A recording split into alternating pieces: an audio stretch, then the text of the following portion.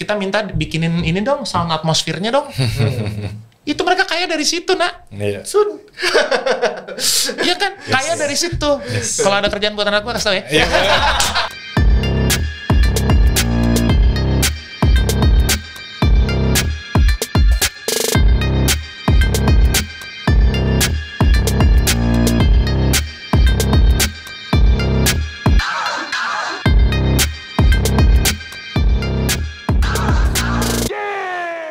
Welcome to NSC Talks. What's good? What's good? Now we have Marcel Siaan. Siahaan. Thank you guys sudah Bukan ngundang gua. Saihan. Siahaan. Kalau udah nyanyi gak dipraktekin tadi? Nanti gua latihan pasti banyak. Tapi gak malu ada artis yang langsung kan. Abang lo ingat lagunya? Tadi gua latihan lagu lu tuh mungkin hampir sejam, bro. Udah nyanyi gak dipraktekin lo dari tadi lo. Gue bingung. Lagunya semusim. Ya. Kita ada Marcel yang semusem. Semusem. Kalau kata Kariska, Marcel yang bukan Andika. Kalau ini Marcel yang beneran. Marcel. Kayaknya double L lebih bagus ya. Iya. Ceritain dong tentang siapa lu gitu. Umur Uh, berapa? I'm very pleased ya, thank you banget udah dikasih kesempatan Thank you, Marcel, bisa for coming. ngobrol sama kalian dan Thank you banget, bisa share cerita. Jadi gua itu nama panjangnya Marcelius Kirana Hamonangan Siaan. Ya, gua orang Batak gitu, cuman gua hibrida. Nyokap gua ada darah Jawanya, lalu Jawa Solo ya, lalu kemudian ibunya dari Ambon, lalu kemudian gua lahir dan besar di Bandung. Jadi banyak sekali kultur yang ada di dalam gue. Lalu teman-teman gue banyak kan Cina semua. Dari SD sampai SMA. Karena gue sekolah di Aloysius, di Santo Aloysius di Bandung. Jadi yang gue tahu cara mereka tiap hari ngobrol, berinteraksi. Sampai gue tahu bahasa Sundanya mereka berbeda dengan bahasa Sunda lokal dan sebagainya. Lalu kemudian gue juga ngelihat betapa dulu gue juga sekolah di sekolah Katolik yang keras gitu ya. Keras, disiplin, yang kalau berantem tuh, Bray, yang mereka nggak peduli mau siapa yang benar siapa yang salah, dua-duanya keluar. Jadi lu keluarin? Oh enggak. Kenapa coba begitu? Karena gua dulu tuh sempat di satu titik di mana gue lebih takut bokap gue daripada takut sama Tuhan. Pasti. Bokap gue tuh dulu pesan, pokoknya apapun yang terjadi, sekolah lu harus benar. Iya. Sekolah itu nomor 1. Bokap gue perantau, ya kan, dia pengacara, tapi juga sempat gede dan besar di jalanan juga, jadi dia banyak lihat problem-problem sosial di strata-strata bawah ya, di grassroots. Jadi dia juga ngelihat gimana caranya supaya walaupun gue bisa survive di situ, belum tentu anak gue bisa survive. Jadi dia harus kasih kayak survival kit buat kita gimana caranya. Sekaligus juga gimana caranya untuk selain menjaga diri juga menjaga nama baik keluarga. Itu yang dia selalu pesenin buat gue. Ya contohnya kayak sekolah nomor 1 bukan apa-apa gitu. Karena buat orang yang sekolah adalah yang penting adalah pola berpikir strukturalnya. Betul. Itu yang penting dia. Betul. Ya, karena kalau orang bukan berarti gue membedakan. Ada orang yang memang terlahir dengan kemampuan ya, bisa melihat bisa memprediksi setiap kondisi-kondisi sosial gitu ya tanpa harus baca atau apa. Tapi nggak semua orang kayak gitu. Nah, buat dia sekolah itu penting karena itu juga sedikit banyak naikin percaya diri lo, ya. Bokap gue ekstrim. Bahkan dia bilang, minimal kalau lo sekolah, ya, apapun yang terjadi, kalaupun misalnya rezeki lo nggak bisa jadi sesuatu yang besar, ya lo minimal bisa jadi guru, lo bisa ngajarin orang. Gimana cara berpikir. Ya, minimal kayak dulu ya ekstrim kayak misalnya, minimal kayak misalnya sekarang lo ambil sekolah hukum misalnya. Minimal kalau lo nggak jadi dosen atau lo nggak jadi lawyer atau nggak jadi apapun, lo minimal bisa ngajarin PMP, bisa ngajarin PPKN, atau bisa ngajarin tata negara misalnya. Ya, banyak hal lo bisa lo lakuin. Atau paling ekstrim bokap gue, lo bisa nyetir kan, lo laki-laki, jadi supir. Betul. Bukan berarti masalah dengan profesinya, tapi dia sampai harus mengajarkan yang begitu. Lo pokoknya harus mulai dari bawah, start dari bawah, dari nol. Jangan takut hadapin itu. Laki-laki hadapin, gitu. Bokap gue gitu. Ya, terus udah gitu dia juga ngajarin untuk gimana caranya bertanggung jawab terhadap nama baik keluarga. Seperti kayak waktu tahun 2011, akhirnya gue memutuskan untuk ini kan, gue harus mengambil surat izin beracara gue sebagai advokat. Yang mana itu sebelumnya sudah mundur dari bertahun-tahun sebelumnya. Harusnya gue udah bisa selesai dari beberapa tahun sebelumnya. Tapi karena gue, ya itu, begitu menggiurkannya industri entertainment. Ketika tahun 2002 gue kecemplung dari, gue tuh beres kuliah 2001, Bray. Ya, gue start dari situ dan gue udah niat mau cari beasiswa. Untuk mau lanjut sekolah waktu itu niat gue sekolah lanjut ke Belanda waktu itu.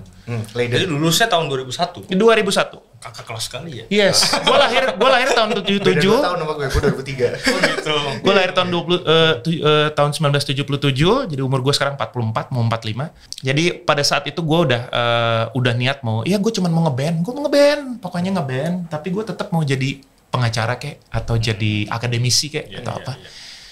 Nah, udah mau ngambil beasiswa, tiba-tiba ada tawaran untuk kecemplung di dunia entertainment. Nah, itu yang menggiurkan.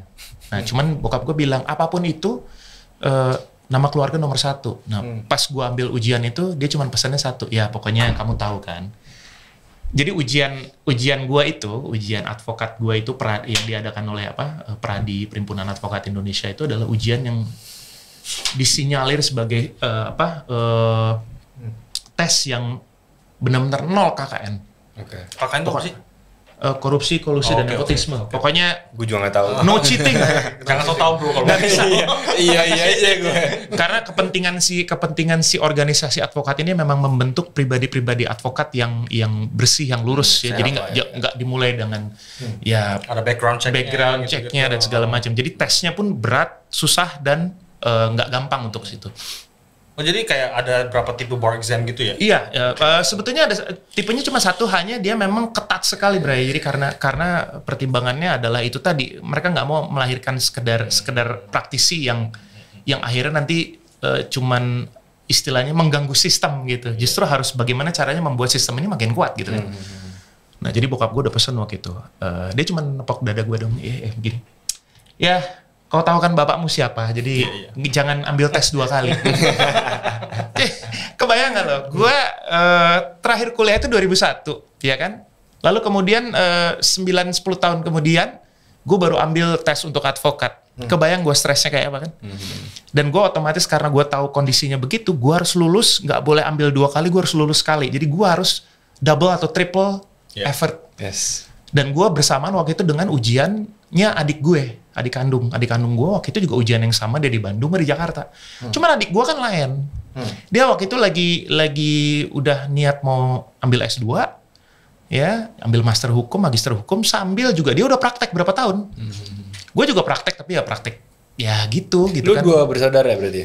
Gue 3 bersaudara. Sebetulnya 4 sih, ada 1 kakak gue cewek, hanya beda bokap. 3 lagi nih 1 bokap gitu. Nah udah gitu jalan bareng nih sama dia nih. Jadi dia yang ya sambil praktek kan enak ya, gampang. Kalau gue kan harus buka buku lagi, harus review dan segala macam. Bayangin gue ada satu momen nih, saking stresnya nih gue nih, bahwa ujian ini harus beres. Jadi di ujian advokat ini di soal terakhir, jadi dari sekian banyak itu kan ada multiple choices ya. Lalu kemudian yang paling susah adalah essay-nya. So essay-nya gue dikasih 2 jam.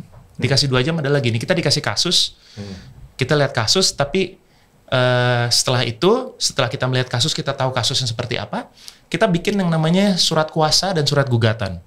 Dan kita harus tulis tangan. Betul. Jadi dalam 2 jam itu harus selesai. Surat kuasa dulu, terus kita bikin surat gugatan. Karena kuasa ini kan akan mendasari kemudian kita buat gugatan. 2 ini. Nah itu gue ingat banget ya. Waktu itu gue mau manggung di acara ulang tahun sebuah stasiun TV lah. Itu gue dengan make up, dengan baju dan segala macamnya. Itu gue sambil nunggu. Gue ingat waktu itu manggungnya sama Agnes waktu itu, Agnes Monica. Gue udah mau naik nih, gitu, nunggu gitu. Gue sudah siapin itu kertas HVS folio bergaris tuh. Gue tulis surat kuasa. Gue tulis template masih kosong. Bukan lirik lu kan? Bukan lirik. Bukan. Ini definitely surat kuasa. Template-nya. Gue hafalin mati itu surat kuasa. Udah gitu, udah selesai surat gugatan. Surat gugatan gue hafalin template-nya, ada petitum, ada posita dan segala macam. Gue hafalin, ganti kertas lagi, tulis lagi. Itu sampai hafal mati gue ulang terus. Jadi pas exam langsung lancar. Masuk kan, manggung kan tuh, manggung. Turun manggung, masih ada 1 lagu lagi, tulis lagi. Itu trik untuk supaya ketika gue tes, begitu gue sampai essay, yang gue lakukan adalah gue salin dulu yang ada di kepala gue. Karena itu kan templates kan. Gue salin, udah beres, udah tenang. Paling sekitar setengah jam lah gue salin itu. Masih ada 1,5 jam kan. Gue istirahat dulu 5 menit. Diam dulu. Diam dulu. Lihat orang-orang semua pada stres, pada nulis kan. Tenang gitu. Udah 5 menit baru gue baca kasus. Baca kasus santai. Terus ambil kertas kosong, istilahnya gue urak-urak sendiri gitu. Apa ini kasusnya? Udah beres baru gue bikin. Itu lebih tenang. Jadi strateginya begitu. Nah itu tuh saking stresnya gue dulu sama bokap ya, itu semua gue lakuin gitu. Dan akhirnya untungnya gue langsung lulus hari itu juga. Maksudnya nggak ada kedua kali ya? No. Jadi gue cuman telepon-teleponan aja sama adik gue gitu. Bang, ada nama lu tuh. Oh iya, lu ada? Iya dong. Harus. Gue nggak akan telepon lu kalau nama gue nggak ada. Ya gitu. Nah dari situ akhirnya ya gue Become a lawyer. Become a lawyer. Terus ya mulai ngasih konsultasi, tapi gue memang serius banget untuk urusan yang ada hubungannya dengan entertainment ya. Termasuk juga akhirnya gue juga ambil satu examination lagi menjadi konsultan kekayaan intelektual. Jadi intellectual property consultant. IT. Nah, itu kemudian juga jadi makin fokus lagi, makin mengerucut lagi gue ngapain gitu. Terus ya bukan cuma nyanyi ternyata gue, ya selain nyanyi dan main drum, main musik, nge-produce dan segala macam, gue juga akhirnya jadi ketua salah satu lembaga manajemen kolektif khusus buat pelaku pertunjukan. Jadi kalau misalnya lagu-lagu kita nih dipasang di karaoke, misalnya di kafe, di klub, ya master kita dipasang nih, itu kan nanti ada playlistnya, ya kan? Nanti ketahuan tuh, akhirnya bisa dihitung. Pemakaian log sheet dari pemakaian itu ada berapa, nanti kita bisa ngitung royaltinya berapa. Nah royalti itu yang ngurus gue nanti, gue yang collect dari users. Tapi itu kan nyalanya dari YouTube. Kalau ini untuk pemakaian di tempat-tempat umum. Nggak, bisa kan dari pakai YouTube, nyetel di kafe kan bisa. Tetap, tapi harus lapor. Jadi kayak, ini contoh nih ya, ini gue loncat sedikit. Kayak misalnya digital streaming platform kayak, let's say nyebut nama Spotify. Spotify itu kan ada yang premium access sama yang business ya access ya. Jadi sebetulnya dua itu ketika lo bayar, ya lo bayar abonemen kan, bayar subscription fee. Itu sebetulnya hanya supaya itu available untuk lo buka. Jadi lo bisa dengar, lo bisa akses, that's it. Tapi ketika lo misalnya punya tempat, lo punya cafe misalnya, lo pasang, itu tetap lo harus bayar namanya performing rights royalty. Gitu. Nanti dihitungnya dari mana? Dari playlist aja. Lo hitung aja. Misalnya lo kafenya buka dari jam 10 sampai jam 10. Lo hitung aja playlistnya. Nanti kan ketahuan pencatatannya di mana, lo bisa lihat berapa kali ini dipasang dan segala macam. Tinggal dibagi rata. That's it. Tapi itu trackingnya gimana? Kan dari lu kan nggak tahu kafe-kafe apa aja yang Intel. Nah, ini memang harus ada orang yang memang punya authority untuk melakukan itu. Jadi secara proaktif juga mendekati, plus juga kita mensosialisasikan itu kepada user supaya minimal ngasih tahu mereka bahwa kalau lu istilahnya mau berkah usaha lu gitu. Misalnya lu punya karaoke, ya paling gampang punya karaoke, lu kan pakai lagu orang buat cari uang. Yes. Nggak ada, kayaknya akan sangat berkah kalau lo juga berbagi pada penciptanya kan. Iya betul. Gitu aja. Penciptanya atau performernya. Oke, Sal, gue sedikit ada pertanyaan nih. Apa tuh? Tapi dikit ya lo ya, beneran. Jangan banyak-banyak lo. Ya, maksud gue gini. Oke, itu kan kita kan ngomong kalau commercial industry. Sedangkan gue ini living di electronic industry. Which is community-nya tuh lebih kecil in all over the world. Itu kemarin sempat ada discussion tentang performing rights itu. Iya, betul. Performing rights perlu apa enggak atau enggak gimana. Karena kenapa? Pendapatan kita as electronic artist dari Spotify ataupun dari yang lain itu tidak sebesar commercial artist. Oke. Pasti ya dong, tidak sebesar itu. Dan ketika live performance maksudnya? Oh enggak dari digital. Sama. Dari digital. Enggak, maksudnya marketing kan beda. Tapi sama parahnya. Iya. Sama parahnya. Kalau udah gede sama parahnya. Iya. Anyway, terus oke. Sedangkan based on the history nih, kita based on the history, DJ itu kan sering mempopulerkan track-track like Betul, example betul. Michael Yes. Jackson Iya. and everything. Apakah itu akan dikenakan performing rights atau tidak menurut lo? Better Harusnya seperti bagi apa? share kali ya. Gini, pokoknya prinsipnya adalah mau sebesar apapun komunitas lo, mau kecil mau besar itu nggak masalah. Tapi ketika lo melakukan ada yang namanya generate economic dari situ, Yes. mungkin mengenerate secara ekonomis dari itu, lo harus bayar. Gitu aja simple. Jadi nggak peduli lo seberapa besar, hanya tinggal masalahnya nanti yang dibedakan adalah apakah ini menjadi mechanical rights, Betul. ya, atau misalnya performing rights. Mechanical itu kan nanti urusannya, kalau mechanical itu sebenarnya dari rezim zaman dulu, waktu zaman fisik, CD, kaset, ya. Itu mechanical. Tapi sekarang mechanical ini secara kayak dia udah blend in dengan yang namanya synchronization rights. Karena synchronization itu kan dia bukan hanya bukan hanya masalah audio tapi juga menyatukan dengan visual, sinkronisasi. Itu yang terjadi sekarang. Bahkan udah mulai ada lagi namanya interactive synchronization. Gila ya. Interactive synchronization tuh kayak TikTok dan sebagainya. Ini aja bro, lu pakai lagu Marcel. Coba dulu pakai di dalam track lu harus simulasi kayak gimana gitu. Cuman nah itu nanti tinggal dilihat. Kalau misalnya kayak yang gue dapet ya, informasi yang gue dapet dari misalnya kayak ya YouTube misalnya gitu, dia membedakan dengan professional istilahnya uploader dengan non professional uploader. Jadi yang upload itu misalnya gini aja, seorang yang katakanlah followersnya jutaan, dia menyanyikan lagu semusim pakai gitar doang, tapi serius dia pakai kamera 500 juta dengan setting yang edan-edan, wah hebat ya pokoknya. Dia upload sama dia, tapi tidak ada niat untuk cari uang, ya. Tidak ada dari awal, tidak ada announcement bahwa dia misalnya kita di backup oleh sponsor, ya, atau di backup oleh institusi tertentu, ya, atau misalnya memang jujur ditulis kita mencari donasi misalnya, itu dianggap non profesional, gitu. Dapat duitnya dari mana ya? Nanti dari follower dia yang jutaan itu, namanya monetisasi. Dan itu pun terbuka. Kalau memang dia niat benar-benar memang nggak mau cari duit, ya mungkin monetize dia bisa matiin gitu. Khusus untuk konten itu dia bisa bilang bahwa ini tidak dimonetisasi misalnya. Bisa begitu. Nah, yang gue pernah dengar juga untuk DJ khususnya, gue pernah dengar waktu itu gue ngobrol sama Riri. Jadi katanya gue dengar di kalangan DJ sekarang udah mulai ada satu platform yang katanya udah otomatis dia ngitung. Jadi ketika lo misalnya dari USB ini lo plug in gitu ya, langsung lo main, itu nanti udah otomatis secara lewat cloud, lewat internet itu udah langsung kecatat katanya. Jadi playlistnya kecatat, dari situ nanti bisa dihitung. Makanya sekarang semua si DJ udah ngegabung semua ya. Apa sih namanya, problemnya itu banyak banget. Ini bukan hanya di lokal ya, maksud gue kayak dari international community pun yang gue kenal ataupun siapa gitu, banyak banget yang mereka tahu, oh kalau gue daftarin performing rights, lagu gue nggak akan sepopuler normalnya. Betul.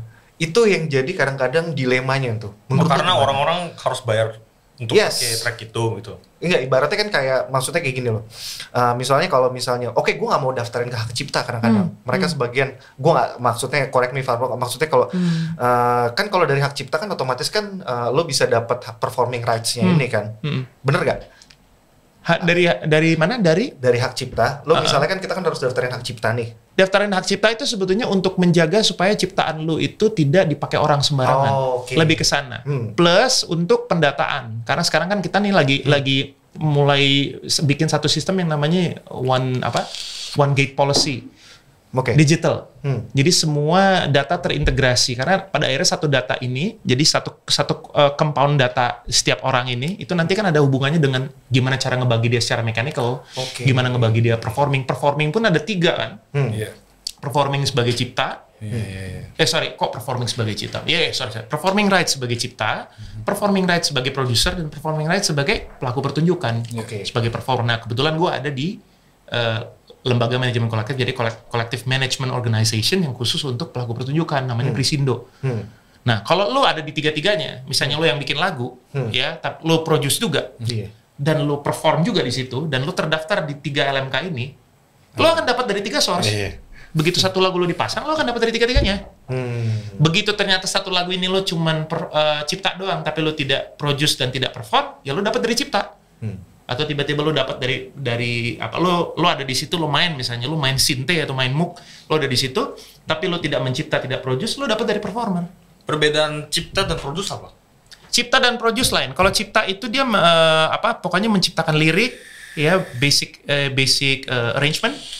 Ya, kalau produce biasanya lebih ke melakukan misalnya kayak dia lebih ke kayak mengeluarkan, Jangan stres, Pak.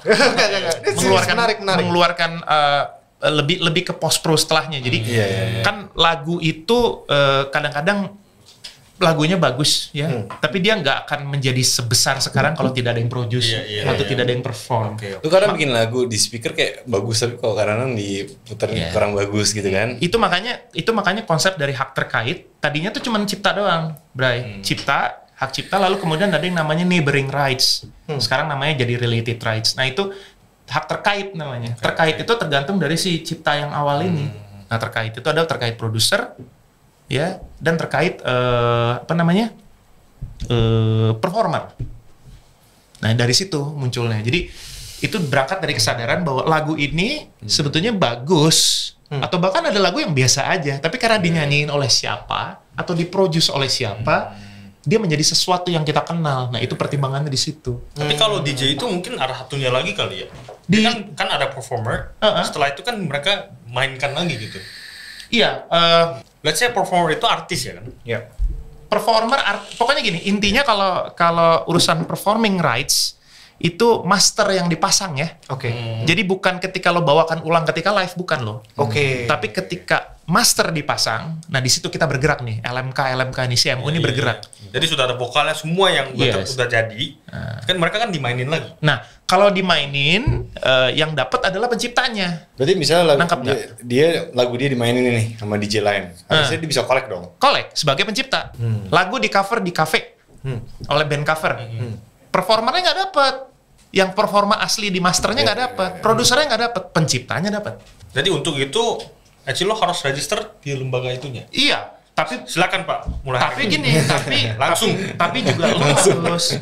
Yang tricky di sini adalah gue sebagai salah satu board of directors dari CLMK ini, jujur memang punya kepentingan untuk gimana caranya kita ngegelembungin members dong. Iya. Pasti ya. Yes. Betul. Cuman Besarkan maksudnya. betul. Iya. Kita pengen dong members kita banyak. Kalau di Prisindo kan sekarang gue udah ada Tulus, udah ada Armada, udah ada banyak gitu ya. Ada Ungu, Marcel. Makasih ya. Makasih Pak. Marcel. Bukan Marcel Andika, bukan Marcel. Makasih loh Pak. Cuman Hampir kecewa. Nggak usah disebut-sebut lah Pak.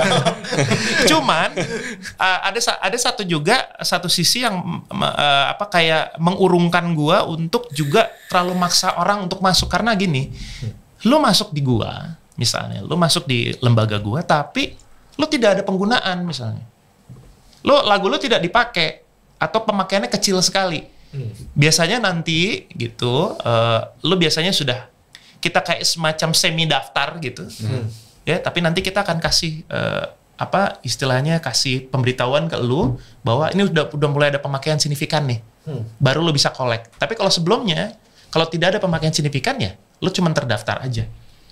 Kita juga open-openan gitu, karena ya benar-benar harus tergantung pada pemakaian. Nah pentingnya kadang-kadang kalau lu mau masuk, lu harus tahu dulu pasar lu di mana. Yeah, jadi lu jelas nih pemakaian usage-nya di mana. Karena kalau enggak, lu daftar buat apa gitu. Benar. Tapi kayak di Indo pun kayaknya belum orang-orangnya belum seserius itu kali ya. Yang ngedeal sama, Maksudnya gini Sel, kalau gue perhatiin ya, yang menarik di Indonesia itu sebetulnya adalah ada sebuah industri ya yang sekarang ini kita lagi berusaha mau coba convert jadi yang namanya ekosistem lah, whatever, dengan bahasa-bahasa keren ya gitu. Tapi sebetulnya itu industri yang sudah terbentuk puluhan tahun bahkan sebelum gua lahir ya. Jadi udah terbentuk nih, common practices-nya udah terbentuk nih. Cuman sayangnya common practices ini sempat terbentuk di era di mana Indonesia juga masuk sebagai negara yang dianggap sebagai negara pembajak. Betul. Betul sekali. Namanya Pembajak itu apa tuh? Pembajak tuh pirates. Dan pirate Kebanyakan komisi soalnya. dan pirate itu Iya, betul. dan pirate itu intellectual property, bukan hanya cipta ya, tapi juga yang lain-lain, paten, merek dan segala macam. Yes. Nah, itu sempat membuat Indonesia masuk di namanya Special 301 Report. Itu kayak report khusus dari negara-negara pemilik intellectual property, khususnya US ya. Yang mereka tuh dikasih kayak semacam waktu gitu. Lo kalau nggak memperbaiki diri, kita bakal boykot lo untuk barang-barang kita. Kita nggak akan taruh di sana atau gimana, lo nggak akan bisa pakai barang kita, patennya atau mereknya di sini. Kayak itu. Nah, kita juga ada kepentingan itu. Nah, cuman si industri ini tuh sudah sempat terbentuk di era itu. Lalu kemudian ya ada banyak kejadian-kejadian kayak misalnya posisi bargain yang tidak sama ya. Pada saat itu juga ada produser-produser yang memang mereka punya duit yang begitu banyak, ya. Lalu kemudian di sini juga di satu sisi ada musisi-musisi yang mereka sangat kreatif, tapi mereka nggak punya posisi bargain yang baik. Akhirnya mereka mau nggak mau terima aja tawaran-tawaran di situ, termasuk ya disuruh tanda tangan untuk mengalihkan semua hak mereka. Padahal udah jelas-jelas hak kebendaan tanda kutip untuk khusus untuk hak cipta ini berbeda dengan hak kebendaan yang lain, karena ada hak eksklusif itu tadi, hak moral yang nggak bisa dibayar, nggak bisa dialihkan. Itu pun hanya dipinjamkan, dilisensikan sebetulnya. Makanya tadi gue bilang kan, bahkan penciptanya sendiri pun dibatasi oleh undang-undang dengan seumur hidup tambah 70 tahun. Soalnya ini kan sebenarnya nih, hak cipta itu hak monopoli sebenarnya, hak monopoli yang diberikan. Hak monopoli kan jelas tidak boleh, ya kan, di undang-undang antitrust dan segala macam itu kan nggak boleh. Tapi ini dibolehkan selama punya kemanfaatan secara sosial, gitu loh. Nah itu. Nah si IP ini, intellectual property ini harus mempunyai kemanfaatan secara sosial, baru kemudian itu dianggap sebagai monopoli yang dibolehkan. Sal, boleh nanya nggak Sal? Boleh. Boleh dong. Oke, pertanyaan gue. Cheers, mate. Cheers, mate. Cheers, mate. Cheers, mate. Ini kan bikin kita pikir ya. Enggak, I love it. Pertanyaan gue gini. Oke, apa yang lo lakukan? Oke, taruhlah sistem yang kita coba perbaikin ini bener. Oke. Tapi once kita ngomong in the 10 years, 20 years, probably I don't know, I'm die or something happen to us. Apakah sistem ini bisa berjalan dengan pelaku-pelaku yang ada saat ini? Menurut lo? Nah, tadi gue mau nambahin sedikit sebelum gue nyampe ke pertanyaan lo. Jadi industri ini yang sudah tercipta dengan common practices-nya sendiri gitu, their own By the nature. ya by nature, organically. Itu mau nggak mau kan ya karena industri ini berada di negara Kesatuan Republik Indonesia, otomatis kan dia nggak bisa menjadi negara dalam negara, dia harus tetap tunduk pada hukum dan aturan dan regulasi negara Kesatuan Republik Indonesia. Setuju. Makanya di sini kemudian mulailah kita, nah salah satunya dengan berbagai regulasi ini termasuk Undang-Undang Cipta itu mengharuskan industri ini tunduk pada beberapa ketentuan, termasuk yang tadi gitu loh, ketentuan-ketentuan mengenai pasal 1830, 122 itu bahwa udah ada pembatasan nih, lo nggak boleh begitu. Kalau memang pernah ada kontrak-kontrak yang terjadi karena jual putus, sold flat di zaman-zaman dulu, itu sejujurnya secara by rights itu harus terminated itu kontraknya, karena secara hukum itu nggak sah kan gitu. Mana ada kontrak yang berlaku seumur hidup, lalu kemudian dari awal sudah kelihatan bahwa ini niatnya memang untuk ngadalin salah satu pihak, kan udah jelas-jelas itu tidak boleh, itu batal demi hukum. Intinya si kontrak itu berjalan karena sebab yang nggak halal gitu kan, harusnya nggak boleh begitu. Nah ini yang coba dijembatani. Nah yang paling unfortunate adalah kita musisi ini, pelaku-pelaku seniman-senimannya, kita tuh ada di tengah-tengah perang antara common practices itu dengan di gap antara common practices itu dengan regulasi yang mau dicanangkan. Dan udah gitu dari beberapa tahun sebelumnya ini, apalagi khusus buat hak cipta, karena hak cipta itu tadi sangat tertutup, industrinya sangat diskret, ya, dan tidak terbuka, tidak komunikatif dengan regulatornya. Jadinya regulatornya kadang-kadang clueless. Itulah. Mereka tahu misalnya konvensi-konvensi internasional, Bern Convention, Beijing Treaty, Rome Convention, apapun itu mengatur bla bla bla, TRIPS dan segala macam, mengatur bla bla bla mengenai gimana caranya berbisnis IP yang benar, yang paling istilahnya paling oke lah gitu ya. Tapi sebelum ada hak IP-nya, ada nggak sih kayak mendistribusi hak cipta itu kan harus ada distribution yang baik ya? Ya. Tapi kan gue lihat kayak di Indo itu kayak belum ada yang, I don't know, ada atau tidak ya. Tapi belum kelihatan aja yang benar-benar kayak mendistribusikan creation itu gitu. Jadi mungkin dari orang-orang musisi seperti ini kayak buat apa gitu? Digital atau apa? Distribusinya apa? Digital atau fisik? Maybe sekarang digital. Sebenarnya kalau digital bahkan non digital pun zaman fisik zaman dulu tuh distribusi oke. Hanya yang jadi masalah selalu begini, ya. Dan itu itu juga terjadi ya. Kembali lagi karena this is so called mentality lah. Ya, mentality. Jadi kayak dulu gue sempat ada sedikit bersih tegang dengan beberapa musisi-musisi tanah air, dalam arti yang terutama mereka-mereka yang memang sudah antipati dengan konsep menghilangkan pembajakan, karena dari dulu menurut mereka pembajakan itu kayak udahlah gitu, ini aja nggak selesai udah gitu. Tapi gue tuh pengen ngasih tahu mereka gitu ya, jangan diignore kayak begitu.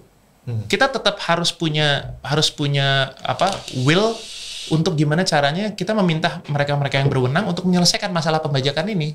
Karena apapun itu, masalahnya adalah revolusi mental yang harus diperbaikin. Betul. Karena mau apapun medianya, mau fisik, mau digital, kalau mental lo tetap kampret, sama aja. ya, Susah. mental tetap memang perompak gitu. akan jalan terus. Nah, gue dulu sempat perang dengan beberapa pengamat musik, apalagi yang mungkin mereka sudah lebih dulu merasa mereka sudah transform into digital, so mereka udah mindsetnya udah digital.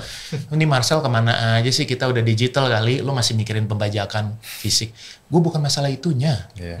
Karena apapun yang terjadi itu dulu di solve. Betul. Step by step, baby step. Tapi ini akan menjadi dasar untuk kemudian nanti kita menghadapi digital yang lebih complicated dan lebih rumit. Soalnya gitu. belum ada hukum yang jelas gitu kan? Iya betul. Hukumnya sebetulnya jelas. Oh, sudah jelas. Cuman ada gue nggak bilang apa, gue nggak tahu ada satu invisible something mechanism atau apa yang membuat ini tuh status quo harus begini terus, lo nggak boleh berubah nih. Karena apa? Ketika berubah susah lagi diulik-uliknya. Karena ketika ada retakan, ketika ada bocoran, ketika ada leak, disitulah kita bisa mengentit, kita bisa markup, kita bisa melakukan ini, kita bisa memanuver itu. Ya kan? Ketika misalnya, udah ini akan lebih enak dengan digital, karena semua nanti akan one gate policy. Ya, kita nggak akan lagi bisa ngadal-ngadalin. Bahkan kalau perlu kita bikinin yang namanya deck khusus, kita bisa cek misalnya aktualnya seperti apa misalnya. Pemakaiannya seperti apa secara istilahnya apa tuh? Secara faktual deh. Jadi bisa kelihatan pemakaiannya segimana, lagunya segimana, dan kita bisa mengkalkulasi kira-kira royalti kita akan dapat berapa sebulan atau setahun. Nah itu tuh yang orang-orang ini nggak pengen. Siapa orangnya? Nggak tahu. Tapi orang yang pasti. Mungkin itu karena pajak kali. Enggak, soalnya kan royalti kan misalnya gue dapat berapa, pasti kan ada pajak yang gue harus bayar gitu. Atau simple, Bray. Mereka cuma nggak mau berbagi. Yes. Udah. Yes, benar. Ya itu. Ini Game of Thrones ini. Mereka cuma nggak mau berbagi aja. Udah. Mereka cuma pengen. Udah gue yang tahu, udah gue yang pegang. Udah deh. Udah terlalu nyaman di. Ayolah diem aja. Nah, jadi ketika digoyang sedikit, nah mereka nggak terima nih. Gitu. Tapi kan kembali lagi ya. Pada akhirnya kita juga bertransformasi, manusia juga berubah ya. Dari awalnya kita pengen cari duit sebanyak-banyaknya, akhirnya kita mikir, oke, cari duit sebanyak-banyaknya mau kemana sih gitu. Iya benar. Itu pertama kan. Akhirnya kita juga mikir bahwa pada akhirnya kita sadar industri ini adalah industri yang benar-benar memang ekosistemically gitu yang lo nggak bisa bergerak tanpa kontennya dia misalnya, lo nggak bisa bergerak tanpa remixan lo gitu. Bener, iya. Kita nggak bisa bergerak, gue nyanyi sendiri apakah kemudian akan keren kalau nggak misalnya musiknya bukan lo yang bikin dan sebagainya. Ini kan collaboration gitu. Ini kan sesuatu yang integrated semuanya gitu. Nah dulu mungkin mereka bisa berpikir begitu karena mereka merasa bahwa ya gue yang punya duit, gue bisa bikin ini, bisa bikin itu, terserah gue gitu, gue Tuhannya. Tapi pada akhirnya sekarang, apalagi setelah mereka sadar, setelah mungkin 10-15 tahun terakhir bahwa ternyata main business, core business dari industri musik adalah sebetulnya publishing. Bukan producing, bukan apa. Publishing. Makanya banyak yang mereka kemudian berbondong-bondong bikin publishing sendiri. Sayangnya ada yang memang benar-benar mereka tahu bahwa kalau gue bikin lagi ini akan overlap, sehingga kemudian gue mau nggak mau harus membubarkan diri, gue bikin lagi baru dan orangnya benar-benar berbeda, jadi gue produce, publish sendiri dan segala macam. Atau memang yang benar-benar serakah, publishingnya juga gue pegang, kontraknya nggak gue ubah tapi yang dulu ya. Nah, ini yang sadis nih. Makanya bisa ada, pernah dengar cerita-cerita mungkin ada beberapa pencipta lagu yang bahkan ketika mereka mau nyanyiin lagunya mereka sendiri, mereka nggak bisa. Sampai segitunya? Oh, iya. Contoh dong siapa gitu? Nggak usah. Nggak usah. Bukan Marcel kan namanya? Bukan Marcel kan. Tapi Mas Andika kali ya? Tapi pernah ngasih lagu buat gua. Salah satu penulis lagu terbaik Indonesia itu. Itu sampai nggak bisa nyanyiin lagu dia sendiri. Karena ya itu, begitu ribetnya. Jadi kalau lo mau nyanyiin lagu lo sendiri dan lo mau bebas ya udah bikin lagu sendiri aja yang bisa sekuat ini lagunya. Karena lagu ini gue yang pegang. Padahal itu lagu dia. Itu aja kan udah nggak masuk akal. Iya. So, pencipta dengan hak eksklusif yang udah jelas-jelas gitu, kok dia bisa nggak bisa bawain lagu dia sendiri, itu gimana ceritanya? Itu aja udah nggak logis. Belum lagi kalau kita ngobrol mengenai ada perjanjian seumur hidup. Perjanjian seumur hidup apa? Perjanjian nama yang setahu gue perjanjian seumur hidup tuh cuma nama setan. Setahu gue ya. Iya, lo pasang lilin di rumah gitu kan. Itu pun ada batasnya. Iya kan? Ada tumbalnya lagi. Begitu lo lupa matiin lilin kan lo digebukin warga lo. Nah gitu aja. Itu juga susah lagi. Yes. Oke Sel, taruhlah untuk kayak kita ngerti lah. Tapi kalau untuk orang awam nih, gue sering ngeliat problemnya ini adalah banyak musisi talent banget di Indonesia. Tapi mereka ini education-nya kurang. Education tentang ini kan? Iya. Jadi apa yang harus di start dari situ menurut lo? Apakah mereka harus ngulik? Apakah mereka harus ngulik? Ngulik itu apa? Ngulik tuh harus mencari tentang. Nah, kalau lu sendiri gimana? Kalau lu sendiri gimana? Gini, mungkin gue rephrase dikit. Gue nggak bisa bilang bahwa musisi-musisi itu tidak educated ya. No. Tapi gini, gue nggak aware tentang nggak ini. aware. Jadi mungkin masalahnya adalah, setuju sama Brian, maksudnya lebih kepada bagaimana kita mensosialisasikan kepada mereka sebenarnya. Tapi sebenarnya ini, kalau di Korea ya, setahu gua. Jadi kan si Marcel kan sedang menjalani asosiasi atau apa ini kan. CMO. Dan yang namanya CMO. Collective Management Organization. CMO ini kan untuk harus berjalan itu kan butuh fund. Fund, iya. CMO ini kan harus berjalan. Betul. Fundnya dari mana? Fundnya itu adalah dari keseluruhan royalti yang dari artis kan? Iya. Keseluruhan royalti. Berapa gitu. persen? Ya. Kita di sini 20%. Oh. Tapi itu threshold. Oke. Threshold ya. Iya. Nggak, soalnya kalau di Korea itu mereka itu ada cipta lagu, habis itu mereka itu mulai mendistribusikan. Habis itu every nyetel sekali itu kan masuk ke sini, masuk ke cipta-cipta siapa gitu kan. Semua plot plot-plotnya gitu udah masuk. Every 1% itu masuk ke asosiasi seperti ini untuk membantu mengorganize semuanya halnya gitu. Betul, manage. Dan itu akan artis-artis seperti ini tuh harus bikin mereka itu apresiasi dengan apa yang betul ya sudah diciptakan. Itu LMK itu. Pertanyaan gue satu, Bray. Kalau di Korea itu udah kayak di Jepang nggak? Kalau di Jepang kan ada namanya clearing house. Clearing house tuh jadi dia yang mengelola. Nah sebenarnya tujuan kita nanti suatu saat nih kalau benar-benar semuanya oke, udah nggak ada lagi yang namanya LMK, udah nggak ada lagi yang namanya LMKN, udah nggak ada lagi nih semua, tapi sudah satu jadi clearing house. Clearing house ini adalah mereka yang memang ada yang mereka yang akan pegang kendali, menjaga ya. Tapi nanti ketika kesana kita udah tahu nih, misalnya gue mau pakai lagunya Brian gitu, gue udah tahu begitu masuk nanti dikasih. Harus lewat di sini. Gitu. Iya, si clearing house ini. Lebih transparan lah. Betul. Dan satu pintu, satu pintu ditanya langsung. Gue akan pakai misalnya di platform ini, misalnya gitu ya, platform digitalnya ini, terus nanti juga ada audio visualnya. Gue akan pakai 3 tahun, misalnya udah jelas tuh 3 tahun dengan sponsor sekian. Dia langsung keluar nanti biayanya. Oh biaya lisensinya sekian. Dan biasanya, apalagi kalau udah digital gini, mereka tahu mereka akan dapat lebih dari streaming revenue. Mereka biasanya nggak akan kasih advance terlalu besar. Jadi benar-benar hanya biaya lisensi yang nggak berat lah. Kayak gue di album This Is Not Jazz, album gue 2 album kemarin, itu gue kan membawakan lagunya Coldplay, ya Adventure of a Lifetime gue bawain, gue cover ulang, gue aransemen ulang. Nah itu biaya lisensinya nggak mahal, sejutaan lebih deh. Tapi Karena mereka tahu bahwa nanti kan dari pemutaran ini kan kita akan dapat streaming revenue. Jadi kita nggak usah advance gede-gede, karena advance gede-gede itu sebetulnya adalah peninggalan zaman fisik zaman dulu nih. Ya kan, zaman dulu kan bisa yang gini, Bre. Kalau di Indonesia zaman dulu, yang gue bilang tadi, itu bisa yang, oke, lagu lu terkenal nih, gue beliin rumah ya. Dibeliin rumah. Yes. Tapi nggak ada kontrak.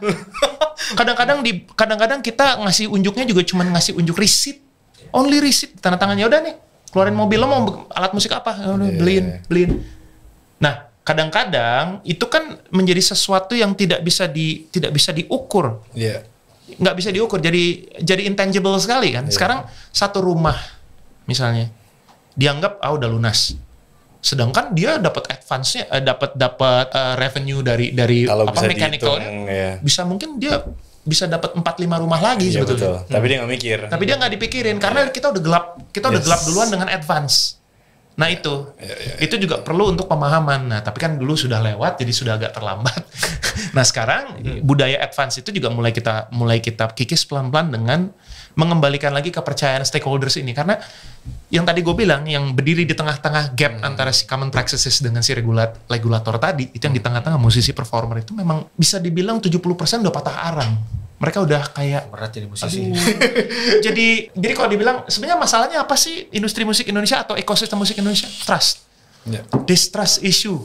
Betul. Nah ini yang gue harus kembaliin, gimana caranya? Salah satunya dengan lu tadi itu, pensosialisasian yang lu tadi jabarkan dengan pengedukasian tadi. Nggak salah, gue nggak bilang salah, karena memang ada yang memang nggak tahu, mungkin kayak musisi-musisi daerah. Iya itu maksud gue. Tapi kalau yang musisi-musisi established, gue bilang established bukan berarti yang harus mainstream ya, yang non mainstream bahkan musisi-musisi cover dan sebagainya, mereka tuh harusnya sudah pelan-pelan ngerti gitu, harus aware ya. Contoh kayak sekarang apalagi gitu kan, lu mengcover, lu tahu nih. Tapi kalau misalnya lu kuliah di bidang musik ya, lu tuh diajarin gak sih soal ini semua? Ada ya? Yang gua dengar kalau di sekolah-sekolah tertentu sih ada ya, kayak music management gitu.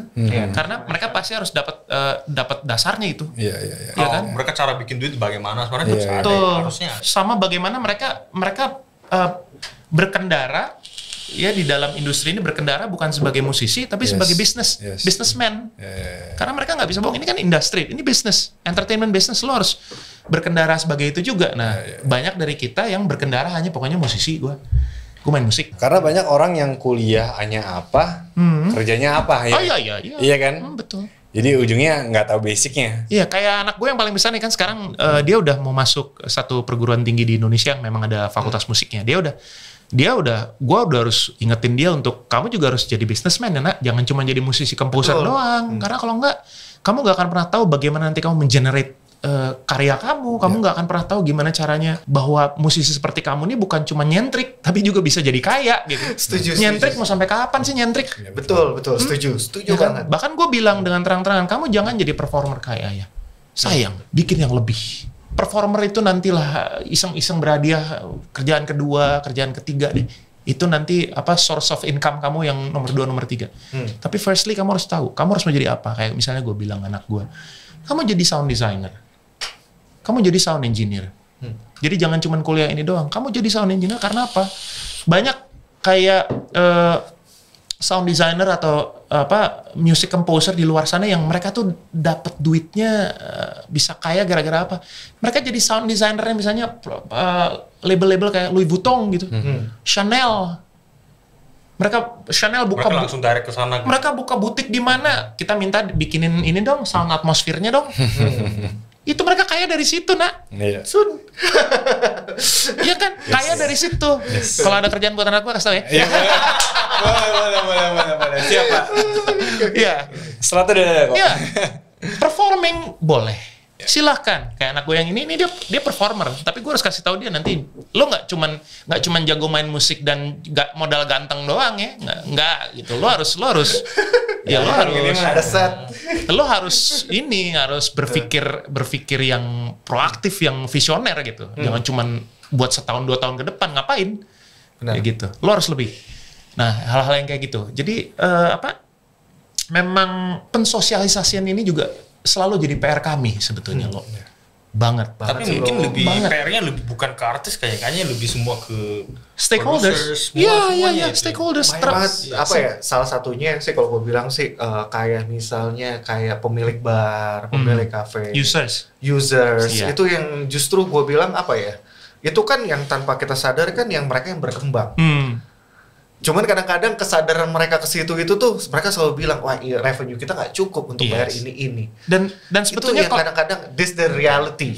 Kita hanya perlu melakukan pendekatan gimana caranya untuk meyakinkan mereka bahwa apa yang mereka keluarkan ini, ya, jangan ngomongin tentang empati dan etika dulu lah. Ya itu nanti dulu lah, Bang. Tapi kalau sebelum ke retail yang commercial area yang seperti restoran, bar gitu. Kalau di TV Indonesia kayak gimana? Nah, bagaimana mereka membayar? TV Indonesia juga gila itu. Maksudnya, kayaknya sih langsung direct gitu. Itu seru itu. Karena sampai sekarang dari sana dulu sih. Sampai sekarang kita tuh masih bernegosiasi untuk menaikkan percentage mereka pakai lagu-lagu kita. TV ini termasuk yang lumayan dalam tanda kutip sengit lah ya, negosiasinya gitu ya. Karena ya itu tadi mereka merasa berada di posisi yang kita ikut membesarkan. Gitu. Barter trade pun sebetulnya lu harusnya udah bersyukur. Jadi bargaining mereka gede bargaining banget. mereka gede banget. Susah sekali. Terakhir bahkan ada royalty performance itu dapat di angka 0,015%. Itu negonya udah kayak mau gila. Tapi ya gue berharap moga-moga udah mulai ada TV-TV yang non terestrial ya, maksudnya TV terestrial kan seperti yang kita tahu yang memang mereka punya izin siaran dan mereka punya line sendiri terestrial. Kalau yang non terestrial kan kayak TV streaming dan segala macam. Rata-rata kalau TV streaming udah mikir. Tapi kalau yang terestrial nih memang ya mungkin mereka juga bayar biaya untuk registrasi terestrialnya juga kan nggak sedikit ya. Benar. Cuman kalau 0,015 banget juga ya nggak gitu banget. Juga sih. Dan ada beberapa yang mungkin gue bisa bilang nggak terlalu punya empati gitu ya. Ya akhirnya mereka ngetriknya begitu. Jadi ketika ada lagu dinyanyikan, ya lagu dinyanyikan di sebuah konser di acara TV mereka, TV A atau apa gitu, mereka lebih gampang menuliskan dengan dipopulerkan oleh X. Jadi penyanyinya yang ditulis. Karena kalau diciptakan oleh X, mereka harus bayar, mereka harus izin kan. Mereka harus bayar izin ke publishersnya. Gitu loh. Tapi kalau dipopulerkan oleh X, kan gue udah bayar yang namanya blanket license itu tiap tahun. Blanket license itu udah udah semuanya itu udah di dalam tuh. Benar. Tapi kembali lagi kadang-kadang blanket license juga kita bayar. Tapi artis yang main di TV kita itu udah daftar belum dirinya ke LMK? Kalau dia belum daftar ke LMK ya nggak bisa dapat juga duitnya. Cuman di-collect istilahnya namanya unclaimed royalties. Di-claim tapi nggak bisa di-collect tapi nggak bisa di-claim. Nggak bisa diprotek dari sisi. Nggak bisa diambil karena lu nggak ada sekarang akses. berapa banyak orang yang member di lembaganya? Kalau gua pribadi Prisindo ada sekitar 300 masih 350 ya? Iya. Nanti kalau join banget. Lu join dulu lah hari ini. Kalau Korea berapa? Kalau ini gue sih langsung Google sih tadi gue di Korea. Misalnya if I search kayak misalnya artis Korea siapa, itu langsung keluar kayak komposernya siapa. Ini websitenya Music Copyright Association gitu. Harusnya mereka yang kontrol semua artisnya sebenarnya. On the rights yang mereka pegang soundtracknya gitu. Jadi kayak rata-rata sebelum kayaknya sih kayak banyak yang temen-temen gue yang di Korea yang mungkin mereka produser atau mereka yang komposer gitu, mereka waktu pertama mereka mau bergerak sebagai orang komersial, mereka langsung naikin bro kayak gue udah terdaftar di asosiasi ini gitu. That's their one selling point sebenarnya gitu. Selling point ya. Dan asosiasi ini bergeraknya seperti apa gitu. They want to know. Also indirectly ya mungkin asosiasi ini mereka bikin campaign biar orang-orang yang musisi atau yang mau menjadi musisi itu mereka daftar di sini dan dari situ sebenarnya ketemu network yang baik. Sebenarnya kayak bisa juga dari bantuan dari seniornya atau ketemu nggak tahu ya Cilo gitu. Itu memang harus gimana ya kalau bisa dibilang itu harus istilah orang Indonesia tuh harus gayung bersambut gitu. Jadi harus memang istilahnya harus saling berkolaborasi itu. Jadi mentality yang seperti tadi kan kalau gue ngelihatnya ya kayak Brian tadi bilang masalah di Korea, gue yakin itu ada masalah mindset gap juga kalau dibandingin sama kita. Betul. Ya kan? Kita kan masih baperan. Baper tuh betul. Baper tuh bawa perasaan. Lo gampang Banyak ya, Pak. Gampang tersentuh. Yang banyak baper ya.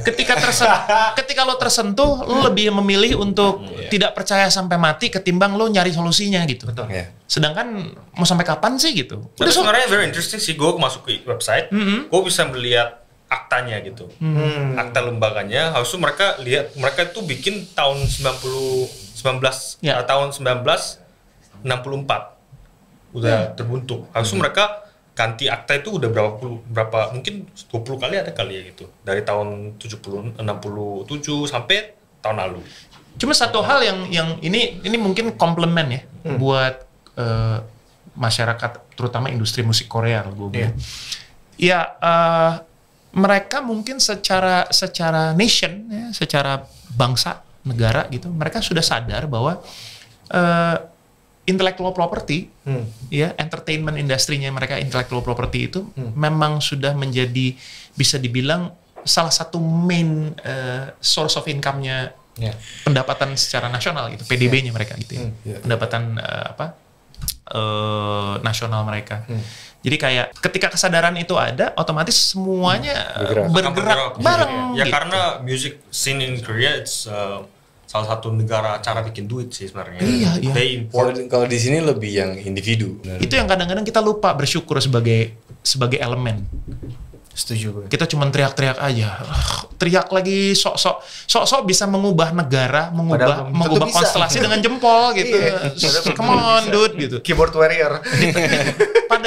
Padahal ya kadang-kadang kita harus masuk ke sistem. Benar. Nggak cuma ngomong loh, kita harus masuk ke sistem. Dan itu yang kadang-kadang masuk ke sistem, lo tahu kan, dengan kondisi yang tadinya kita punya idealisme ya, kita pengen begini. Akhirnya kita harus kompromi, karena komprominya bukan hanya karena kompromi kita takut, tapi karena kita mikir kalau kita nggak kompromi ya mati. Kita nggak bisa perbaikin pelan-pelan gitu. Kadang-kadang begitu. Karena apa ya, maksudnya kayak pas kita masuk ke sistem itu kan kenyataannya beda kan, kayak it's so different kan pada saat kita masuk ke sistem, pada saat kita di luar sistem, jauh kenyataannya beda. Kita kan ya kasarnya kita bisa berkontribusi, paying contribution, paying your non contribution as contribution, alias bacot. Bener setuju.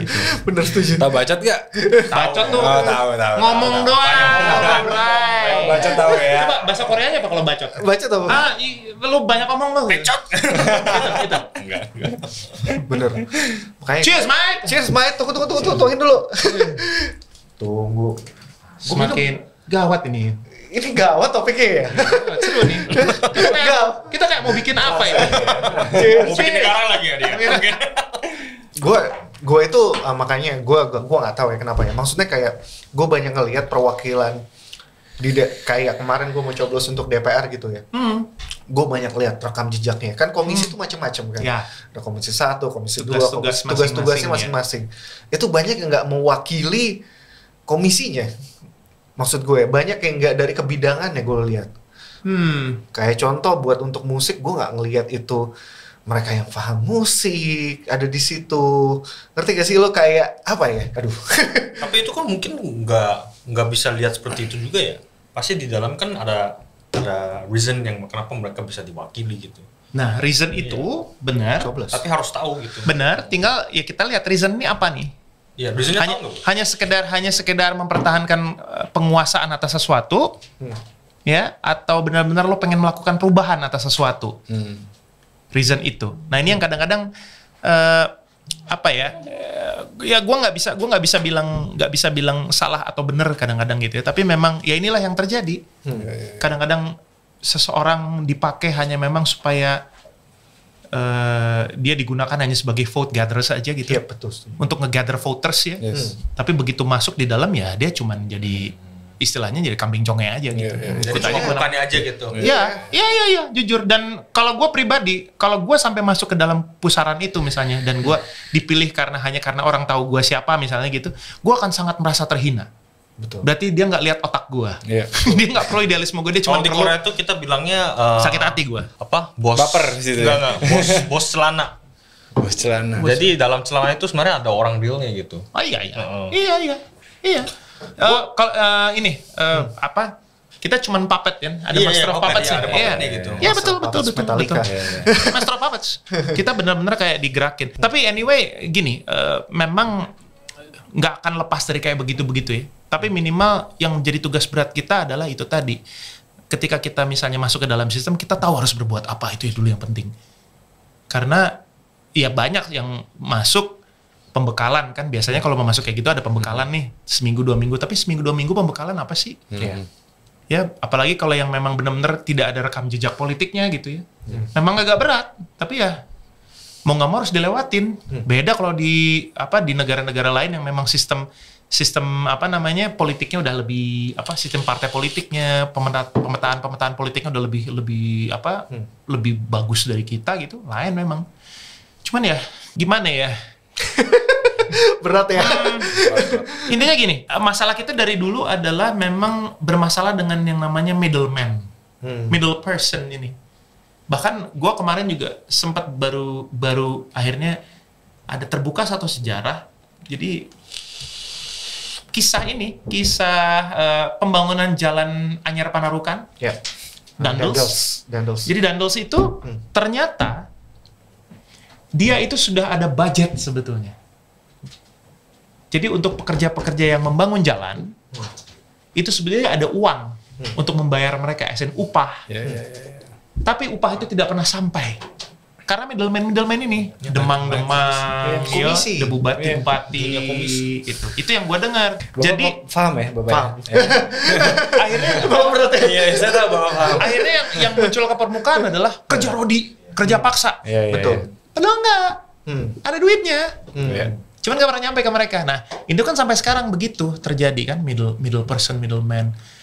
Dikasih dari atas, dikucurin berapa, sampai di bawah cuma tinggal segitu. Karena ya potong sana, potong sini, uang denger, uang ini. Ada uang denger, istilah uang denger. Ayolah, harga temen. Itu konsep-konsep yang gue sebel tuh. Uang denger, harga temen, gitu tuh. Itu gue paling sebel tuh. Harga temen lu kalau temen ya sama misalnya nggak usah jauh-jauh lah, temen lu rilis CD, lu diundang untuk datang ke launching CD-nya dia gitu. Tiba-tiba ada yang jual CD dia, tapi ada yang memang tahu karena kita diundang, maksudnya eksklusifnya kita diundang karena tamu kehormatan si yang bikin lagunya, kita dikasih CD gratis. Gue nggak mau, gue selalu tolak. Gue beli, nggak apa-apa mas, enggak. Gue nggak mau terima kalau gitu deh. Males gue balik aja. Akhirnya, oh iya, gue bayar. Itu showing respect bener-bener pada tempatnya gitu. Setuju banget. Dan minimal gini deh, lo kalau datang udah tahu itu bayar tiket lah, jangan minta free pass. Setuju sekali. Kampring tau gak? I always do that, man. Norak gitu. Setuju sekali. Udah gitu datang pakai Mercy, datang pakai mobil, tapi minta free pass gitu. Itu baik banget sih di sini. Oh iya, itu freeloader sebanyak banget. Dia tidak menghargai kerja kerasnya mereka pada saat buat event. Tapi giliran kita mau manggung nih, diminta manggung, ayolah jangan malah ini kan acara komunitas. Ini buat charity kok. Yang bikin charity lu, jadi gue yang harus ngikutin charity lu. Gue kan masuk di dalam biaya operasional lu dong. Iya dong, gue kan I'm becoming your tools for you to gather the donators kan. Betul. Iya dong, nggak ada urusan gue dengan charity lu mau charity lu. Gue mau cari duit, lu hormatin dong profesi gue. Apalagi lu katanya temen, berarti bukan temen. Simple. Manfaatkan aja terus. Berarti bukan teman kalau gue. Nah, kayak gitu. Nah, itu yang mental-mental kayak gitu memang harus dibangun juga supaya ekosistemnya gerak. Iya kan? Lu gimana mau bisnis sih? Lu pengen bisnis giliran enak di lu doang, giliran orang susah lu nggak mau bisnis gimana sih? Jelek kan mentalnya gitu. Oke. Menarik banget ya, Bro.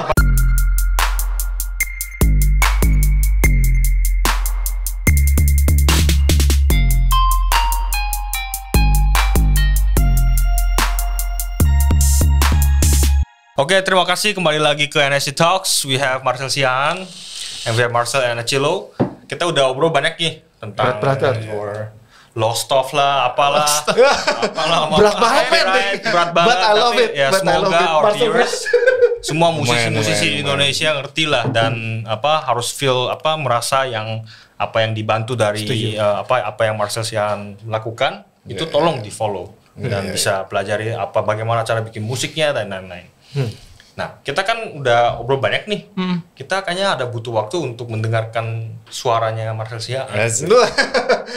Habis itu gue masuk ke pertanyaan apa ya? Lu harus pilih salah satu. Habis itu, gue tuh sampai nggak sempet ngomong loh mengenai gue ngerjain apa aja musik. nanti kita undang lagi dulu. Gue juga kaget kayak wah gila. Gue juga jadi seru. Jadi apa ya? Padahal kalian ini kan produser electronic music yang sebetulnya gue kesini tadinya mau nanya. Gue kan ngeproduserin Sick Minded gitu ya. Gue juga bikin side project yang kadang-kadang juga. Gue kan penyuka dark wave dan synthwave.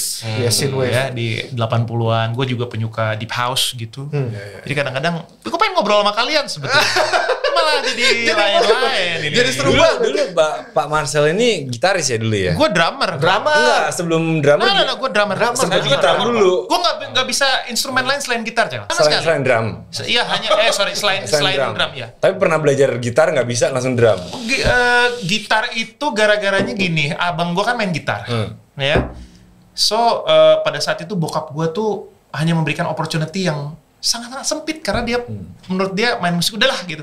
Referensi dia teman-teman dia yang main musik semua nggak ada yang benar, gitu kan? Nggak ada yang benar pada referensi dia ya. Gue nggak bilang musisi nggak benar, tapi pada saat itu referensi dia kurang oke.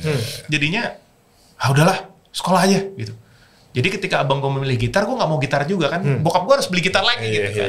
Akhirnya gue belajar bass deh. Aduh, tapi bass kayaknya susah ya gitu. Udah deh gue main drum aja. Padahal main drum lebih mahal sebetulnya. Mungkin di rumah ada. Dia juga drummer bro. Drummer juga. Akhirnya main drum kan lebih mahal sebetulnya, Bro. Oh begitu. Sumpah jago banget. Sel, gue mau nanya Kayaknya sih nggak ada yang lebih jauh daripada gue. Sel, gue mau nanya Sel. Iya. Gini. Nanya mulu sama gue. Bukan musik live sekarang lagi promosi lagu apa gitu. Sebelum ke situ, gue mau nanya. Oke, taruhlah lo suka Pupen, lo dengan Pupennya, lo dengerin Rikers, Earth Crisis segala macam. Yes, right. Sekarang gue mau nanya, root soul lo nih dari mana sih? Root soul. Yes. Jadi gini, waktu SD, gue tuh I've been blessed with my family with music reference. Very wide musical reference ya. Jadi kayak kakek gue. Jadi dulu kakek gue sama nenek gue tuh salah satu yang menyatukan mereka adalah mereka dulu berada di kakek gue dulu Yong Java, zaman Belanda dulu. Yong Java. Nenek gue tuh Yong Molukken, orang Ambon kan. Dan mereka ketemu di Belanda. Kakek gue sekolah nenek gue sekolah di Leiden, terus kakek gue sekolah di Rotterdam. Dan mereka ketemu. Kakek gue bisa main gitar, main ukulele sama biola kalau nggak salah. Lalu kemudian nenek gue itu main piano. Instruktur piano. Nah, referensi mereka dari sana. Jadi kayak gue dengerin musik-musik yang klasik-klasik kayak Jesse kayak Selena Jones, Dinah Washington, terus kalau yang baru-baru mungkin Randy Crawford ya. Bahkan gue tahu Celine Dion pertama kali ngeluarin Where Does My Heart Beat Now tuh album US yang pertama dia kan sebenarnya udah ada album Prancis, bahasa Prancis kan, dia kan French Canadian kan. Nah itu udah ada album pertama yang international hit itu Where Does My Heart Beat Now, itu gue tahu dari kakek gue. Kakek gue yang ngasih tahu, ini kamu mesti dengerin Celine Dion, bagus banget. Sama ini Gloria Estefan, Miami Sound Machine. Itu gue pertama kali tahu kamu mesti dengerin lagu ini, album ini. Nama albumnya Cuts Both Ways. Itu album terbaik yang pernah gue denger. Salah satu album terbaik referensi gue untuk pop ya. Itu Gloria Estefan dari kakek gue. Lalu dia dulu juga kan dia atasnya militer zaman dulu. Jadi dia kalau keluar negeri, misalnya sekolah di mana, di fort apa dan segala-segala, pasti bawa pulang tuh bawa vinyl. Ratusan dia bawa. Karena biasanya buat dia sama buat om gua. Ratusan tuh dalam arti dia kadang-kadang masih di sana dia kirim. Masih di sana dia kirim. Jadi pulang tuh ratusan, banyak banget gitu. Nah, om gua dulu pendengar musik-musik ini dari mulai psychedelic rock kayak Pink Floyd dan segala macam. Sama progressive rock tuh kayak Genesis, Yes, ELP, Emerson Lake and Palmer, terus Kayak, gitu deh. Sampai Led Zeppelin, Black Sabbath, ya, Uriah Heep, Deep Purple. Nah, gue dengerin tuh semua tuh. Gue dengerin semua. Kalau kakek gue kan kayak Benny Goodman, terus Frank Sinatra, Louis Armstrong, Nat King Cole, ya. Gitu. Nah, terus kakak gue yang cewek itu hidupnya kan dia SMP SMA tuh di tahun 80-an, zaman breakdance. Street dance lah kita kalau sekarang. Zaman dulu kan namanya break dance. Kita nyebut dulu tarik kejang, lu lahir lu.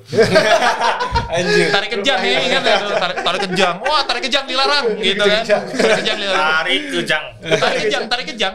Nah, itu zaman dulu namanya ada musisi keluarnya tarik kencang. Tarik kejang. Mau Break dance aja. mulu. Dulu ada filmnya Breakin ya, khusus buat lagu breakdance tuh Breakin. Terus adalah beberapa film-film zaman dulu yang gue juga nggak terlalu hafal karena gue masih kecil banget ya. Ya gitu. Jadi ada beberapa musisi-musisi yang waktu itu juga berbekas lumayan ya untuk musik-musik elektronik zaman itu kayak Kraftwerk. Terus dari Jerman rata-rata band-band elektroniknya Kraftwerk. Terus band-band new wave kayak Depeche Mode. Depeche Mode. Nah itu gue Depeche Mode suka. Terus Erasure, Yazoo, Kajagoogoo. Ya, lagu omong semua kayaknya. Iya. Tapi kalau gue nggak salah, lagu-lagu om gue semua. Once you know the roots, lo become the good producer, man. Gue nggak tahu kenapa ya. Itu kayak gue sering denger istilah itu. Ini concern gue juga sama generasi sekarang. Kayak gue ngobrol sama Kinan nih anak gue ya. Misalnya dia dengerin kayak nggak usah jauh-jauh kayak set aja. Dia misalnya dengerin 30 Seconds to Mars, ya si Jared Leto, ya. Terus misalnya dia dengerin atau anak-anak sekarang dia misalnya dengerin apa ya, yang agak keras gitu. Dia dengerin Korn misalnya. Korn itu kan Jonathan Davis tuh sangat ekspresif kan nyanyinya. Betul. Tuh yang dengan aksen vokal ya, terus kemudian eksplorasi vokalnya kemana-mana. Sebenarnya siapa duluan yang udah begitu? Namanya Mike Patton, Faith No More. Gitu. Nah, dia tahu nggak itu bahwa si Jonathan Davis juga pasti dengerin Mike Patton. Referensi dia di situ. Dengerin Mr. Bungle, bandnya dia satu lagi. Mike Patton tuh proyeknya banyak banget dan dia bisa nyanyi jazz, bisa nyanyi yang tiba-tiba gila-gila psycho gitu. Wah, gila tuh. Nah, Mike Patton dari mana? Kita dengerin lagi akar-akar sebelumnya. Betul. Dia ada funknya, dia ada jazznya gitu. Orang dia juga dengerin Lionel Richie, kok makanya dia bawain Easy kan? Iya, benar. Amin. Nah, roots yang kayak gitu, gue kasih tau anak gue untuk kamu nggak boleh tertutup yang kayak begitu. Kamu dengerin black metal misalnya, kamu dengerin apa Behemoth misalnya. Kamu harus tahu tuh akarnya apa. Black Sabbath tuh. Black Sabbath, yoi. Black Sabbath itu ngembang kemana? Ada band namanya Venom. Yang mulai kepecah, ada yang thrash metal. Tapi kita harus bikin satu kelas deh. Satu kelas dari Marcel kayak musik one-on-one gitu. Metal aja kan macam-macam. Ada yang namanya thrash metal, ada yang namanya death metal, ada yang namanya grindcore, ada yang namanya progressive metal, lain-lain gitu. Dan indikatornya misalnya kayak death metal atau thrash metal. Death metal biasanya cerita tentang kematian yang gelap ya, tentang apa. Kalau death metal biasanya cerita tentang ritual-ritual satanik, biasanya mereka nggak jauh-jauh dari satanik dan segala macam. Terus kemudian kalau grindcore biasanya mereka tentang situasi politik ya, kayak demokrasi, pelecehan seksual segala macam. Mereka cerita dari situ. Terus kalau ada kayak band namanya Carcass, itu cerita dia grindcore tapi dia cerita tentang karena yang gue baca mereka sempat kuliah kedokteran. Tapi nggak selesai. Nah, jadi mereka cerita tentang bagaimana proses pembedahan tubuh gitu. Mereka cerita dengan detail di liriknya. Nama bandnya Carcass, nama bandnya Carcass. Bandnya bagus banget, keren banget. Musiknya rapi banget. Bukan rapi pakai jas ya, tapi rapi. Musiknya gila, keren. Mereka tahu gitu. Lalu kemudian ada lagi kayak progressive metal, kayak band gue lupa Swedia apa Finland nih? Namanya Meshuggah. Ya, no. Nama Meshuggah tuh ngeri itu. Itu mereka sangat teknikal. Mereka technical death metal. Pak Brian gak tahu ini Pak Brian. Catat ya. Iya. Sama kayak di elektronik lah. Ada deep house, ada tribal house, ada progressive kan. Iya. Gue aja baru tahu techno tuh ada baik banget. Techno banyak, apalagi techno banyak banget. Gue kira techno cuma satu, nyata ada ini buset. Techno begitu dibikin sama orang Detroit kan langsung beda lagi. Ada lagi. Detroit salah satunya kan yang dari deep house itu. The first is techno from Detroit. Tapi gue mau nanya Sal. Kapan sih lu tahu kalau suara lu tuh bagus? Anjir, gue gak pernah tahu Sel, karena gini, gue itu gak pernah percaya diri dengan suara gue, jujur. Gue gak pernah, karena gue dari dulu tuh, gue taunya gue pemain drum. Ada satu momen nih, tahun 2001 itu pas gue lulus, terus kemudian 2002 kan gue duet sama Shanti nih. Gue duet sama Shanti, dan kemudian dalam beberapa bulan tiba-tiba hidup gue berubah, men. Gue yang tadinya, gue tuh jalan-jalan selalu pakai public transportation kalau di Bandung. Gue naik angkot, gue naik angkot, kemana-mana gue bawa skateboard. Ya, kemana-mana gue naik skateboard. Ya, itu memang konsep lu atau gimana? Enggak, memang gue gitu aja. Memang gue gitu, kuliah naik angkot atau naik, gue belum dikasih motor. Sampai 2011 gue beli sendiri. Gue nggak pernah boleh naik motor. Naik mobil sendiri. Pokoknya sangat inilah, maksudnya ya udah biasa aja. Gue ngeband gitu, udah cukup. Tapi pada saat itu ketika gue duet sama Shanti, suddenly hidup gue berubah. Gue langsung dikenal di Indonesia, di Malaysia, di Singapura, di Brunei. Hidup gue berubah gitu. Ya kan, suddenly. Dari drummer ke vokalis itu kan pasti ada satu periode. Nah itu dari gue waktu itu masih 98, gue sampai 98 gue waktu itu masih di Pupen ya. Lalu kemudian ada jeda beberapa tahun sampai tahun 2002 aku kemudian duet sama Shanti, itu ada sekitar 4 tahun, dan di situ gue yang ngeband sana, bikin sini project ini sambil sekolah gitu. Jadi memang udahlah gitu ngeband. Gue lebih dikenal di anak-anak komunitas, itu pun gue nggak pernah nongkrong. Nggak pernah nongkrong, jarang nongkrong. Sama kayak gue lu. Jadi kalau bahkan kalau lu sekarang tanya Aryan, vokalisnya Seringa, mantan vokalis gue, dia pasti akan bilang, oh si Marcel, nyebut gue Kiki karena gue dulu panggilnya Kiki. Mas Kiki mah dia ini anak rumahan masih, anak mami nyebut. Dia pasti udah selesai pulang. Udah gitu kan dulu tempat gue manggung itu udah ada satu gor namanya gedung olahraga, namanya Saparua. Saparua tuh 5 menit dari rumah gue, itu jalan kaki. Rumah gue tuh jalan Sumbawa, jalan dikit aja ke Saparua, balik. Jadi udah gitu gue pasti pulang. Udah gitu jalan ke belakang skatepark tempat gue main, taman lalu lintas. Rumah gue di situ, di tengah-tengah antara itu. Udah gitu jalur rumah gue tuh jalur paling strategis untuk angkot dari semua trayek. Lu mau kemanapun, rumah gue tuh paling strategis. Lu mau ke selatan banget, lu mau ke utara banget, mau ke timur banget, ke barat banget, gue tuh di tengah-tengah rumah gue. Jadi yang kayak ya udah gitu, udahlah gitu aja gitu. Nah tiba-tiba karena gue berdua sama Shanti ini, kemudian hidup gue berubah. Itu gue lumayan. Shanti. Oh ini. Itu gue lumayan sakit kepala. Boleh nyetel ya? Hah? Boleh nyetel ya? Boleh. Ini ya? Yes. Hanya memuji. Itu gue sampai yang aduh, I want my life back, man. Gue udah dengerin ini dulu. And you will actually, mesmerized by the costume. See my costume? Lu yang mana? And my hair. Yang itu ini lampu asli nih?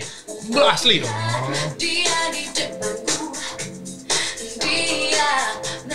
That's my hair, man. Sama kayak gini nih.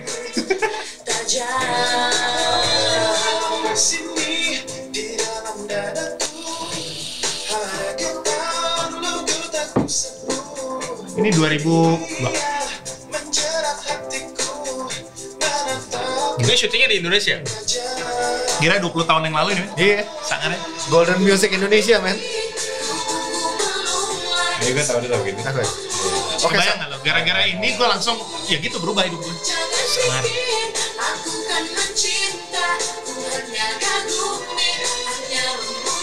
Yakin nih mau nonton sampai habis nih? Cukup. Dia tertarik banget nih. Udah nanti jadi guilty pleasure lu aja lo remix. Oke, sip. Oke, Sel, gue mau nanya Sel. Oke, dari ngeliat style lo zaman dulu, bisa aja gue salah ya. Maaf ya. Lo ke influence sama Maxwell atau apa gimana? Enggak, sebetulnya gini. Orang-orang pada saat itu alasan kenapa kemudian gue masuk industri adalah gue bertepatan dengan pada saat itu beberapa produser itu memang lagi mencari, terutama si label ini waktu itu Warner Music Indonesia itu memang lagi nyari solo artis baru cowok. Nah kebetulan pada saat itu memang yang jadi referensi di mereka adalah ya Maxwell dan segala. Dan kebetulan mereka lihat rambut gue keribo. Dapat jadinya ya. Rambut gue afro. Udah, tapi sebetulnya secara nyanyi teknis enggak. Beda. Enggak banget. Gue enggak Maxwell banget gue nyanyi. Tahu enggak referensi gue sebetulnya siapa? Siapa? Seal. Seal. Wah, gila. Referensi gue tuh Seal.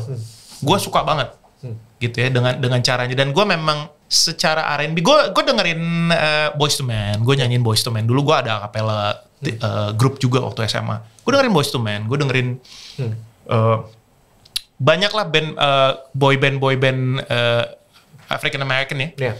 For example, Guess, After Seven. Yep.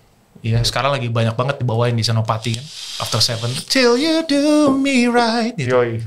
Adik-adiknya Babyface. Babyface, geng-gengan Babyface. Yeah. Pokoknya dulu ada label namanya Love Face. Love Face itu LA Reid sama Babyface. Mereka bikin, itu semuanya tuh. Karen White, After Seven. Babyface Unplugged? Itu kayak Bible kita itu. Babyface, MTV Unplugged. Sama MTV Unplugged-nya Maxwell. Iya, MTV Unplugged-nya Maxwell juga gokil. Tapi di satu sisi gue juga dengerin MTV Unplugged-nya Alice in Chains. Alice in Chains juga keren sih, man. Sama Nirvana. Dulu MTV Unplugged tuh gila banget deh. Lagu-lagu orang zaman dulu semua.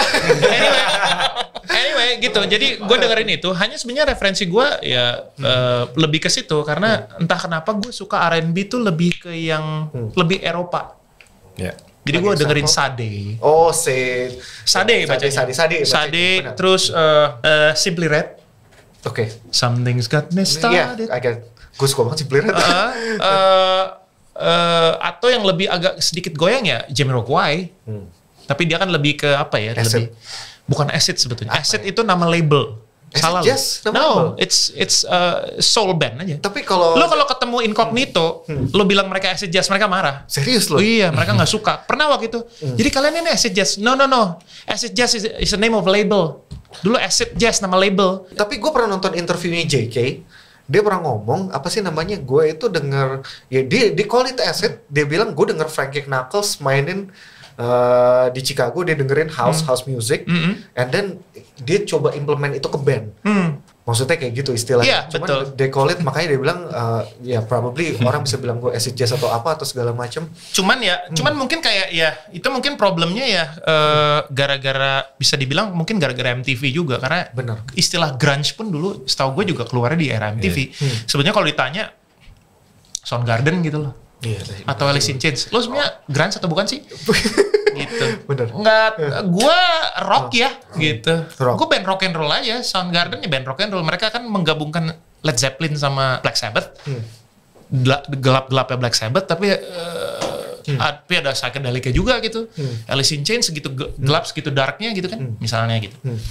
Nah ya kembali lagi ke apa tadi? Penamaan acid. Iya, acid jazz itu yang gue tahu itu dulu nama label. Dulu sempat ada label kayak band-band kayak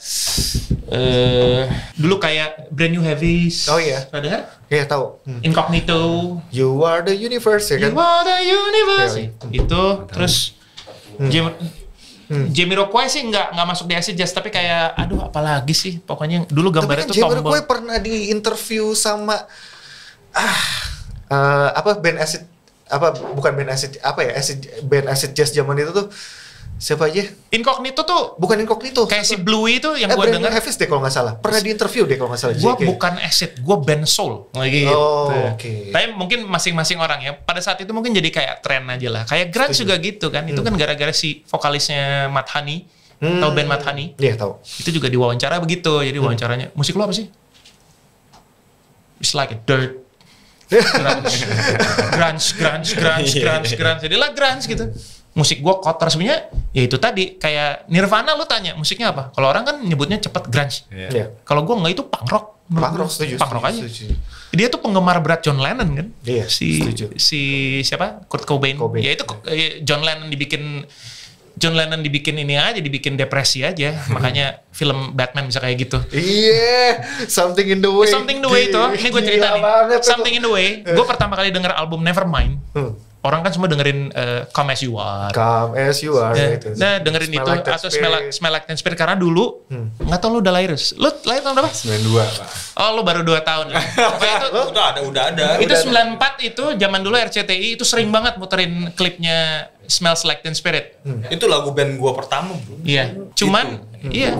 Nah gue pertama kali denger Nevermind justru gue kan selalu kayak terbiasa. Gue mau nyari yang lain nih, orang-orang pada dengerin itu, gue gak mau, gue dengerin yang lain. Gue tuh paling suka itu Something in the Way. Entah kenapa itu kayak, yuk kita sudahi saja hidup ini. Gitu.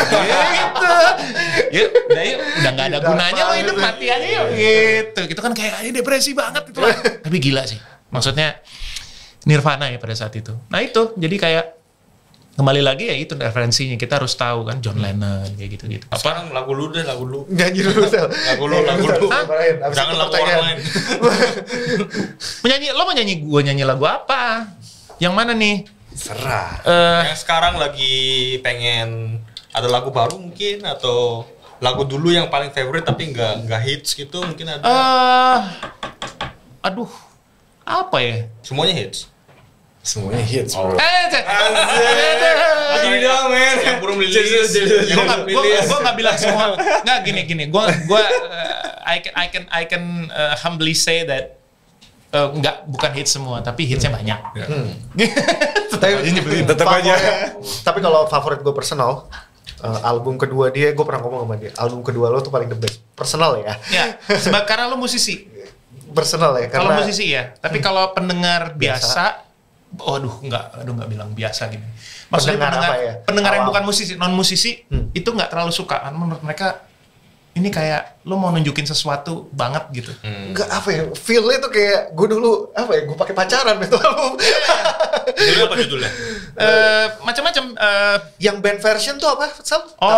Waktu kan menjawab. Itu gue cari udah nggak ada lagi. Lo suka itu? Suka banget. Itu album pertama tapi nggak di album kedua lo, kalau nggak salah dimasukin lagi deh.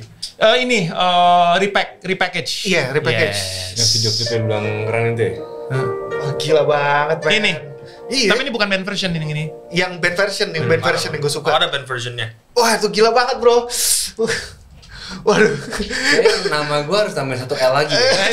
Nggak ada di YouTube, nggak ada yang band Gak ada. Ntar gue beli lagi sama Marcel deh. Ini sebetulnya yang kalau orang-orang suka itu ada satu lagu ya. Jadi dulu tuh dinyanyiinnya tahun 2000 sama Dia Mirella. Jadi Dia Mirella tuh nyanyiin lagu ini dan gue pertama kali denger, gila nih orang nyanyinya sangar. Gawat banget. Sangar. Udah gitu lagunya ada orang-orang tertentu yang bisa bernyanyi dengan segitu segitu wholeheartednya, segitu sengitnya nyanyinya gitu, segitu gregetnya sampai. Tapi dia tanpa effort gitu. Itu yang kadang-kadang gue sebel ya. Itu yang kita benci lah gitu. Ya? Bisa gue benci. Nah menurut gue dia salah satunya. Jadi ketika dia nyanyi lagu ini, itu jadi lagu-lagu semacam lagu wajib itu. Lagunya takkan terganti namanya. Meski waktu datang. Ya? Sebenarnya Dia Mirella dulu. Oh, Dia Mirella tahun 2000, baru Kahitna itu di 2000 sekian. Dinyanyiin, baru gua. Gitu. Oke. Gak tahu kan? Meski waktu datang dan berlalu sampai kau tiada bertahan. Tahu kok. Oh, tahu. Semua takkan mampu mengubahku. Hanya kau yang ada di relungku. Itu Yofi kan? Mas Yofi. Mas Yofi kan? Jadi ini bukan lagu dia. Gua banyakan gini, gua tuh dari dulu gue bahkan berani bilang gue sebagai song interpreter ketimbang songwriter. Gue selalu menginterpret lagu. Jadi kayak nggak tahu kenapa gue somehow orang tuh kayak percaya kalau udah dinyanyiin sama dia pasti bisa dapet perspektif yang lain gitu. Kayak lagu Peri Cintaku ya. Yang aku untuk kamu, kamu untuk aku. Yang cerita tentang perbedaan iman itu. Itu kan sebenarnya lagunya tadinya buat Afgan. Karena demonya yang gue denger tuh suaranya Afgan. Tapi entah kenapa Mas Yofi bilang, nggak tahu saya kok feelingnya kamu yang mungkin karena dia begini, karena itu kan lagunya tentang perbedaan iman ya. Terus pada saat itu memang di awal-awal gue tuh yang pernikahan sama bini gue lumayan seru karena kita nikahnya beda agama gitu. Bini gue Muslim, gue Buddhis waktu itu. Lu pindah ke Muslim kan? Akhirnya ya. Itu lumayan seru tuh. Jadi yang kayak jatuh bangunnya, struggling moments itu banyak. Jadi mungkin Mas Yofi bilang ini orang lebih berpengalaman. Dia akan bisa mentranslate lagunya dengan tepat. Lebih dapat lah gitu. Udah tahu dia ini. Iya. Kan lo nggak bisa misalnya teriak-teriak tentang kehidupan keras di Jatuh gitu.